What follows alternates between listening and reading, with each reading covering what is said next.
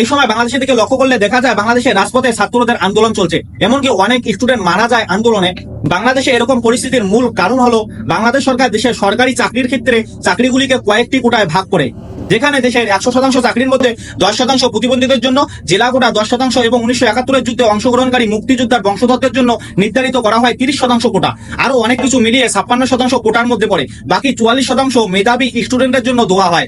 তাই এসবের বিরুদ্ধে যাতে মেধাবী স্টুডেন্টদের জন্য শুধুমাত্র 44% নির্ধারণ না করে মেধাবী স্টুডেন্টদের সমান অধিকার দেওয়া হয়, তাই বাংলাদেশে কোটার বিরুদ্ধে আন্দোলনের নামে স্টুডেন্টরা। একটি দেশের সরকারি চাকরির ক্ষেত্রে যদি শুধুমাত্র 44% মেধাবী স্টুডেন্টদের দেওয়া হয় এবং 56% বাকিদের কাছে থাকে, তাহলে মেধাবী স্টুডেন্টরা এক সময়ে বেকারত্বের ভার নিয়ে সমাজে বেঁচে থাকবে। ধীরে ধীরে দেশ থেকে বিলুপ্ত হয়ে যাবে মেধাবী স্টুডেন্টরা। বাংলাদেশ সরকারের এরকম সিদ্ধান্ত আপনার কাছে কতটা যৌক্তিকপূর্ণ বলে মনে হয় কমেন্টে জানাবেন। এ বিষয়ে লং ভিডিও আমার চ্যানেলে আপলোড করা আছে, আপনি চাইলে ভিডিওটি দেখে নিতে পারেন।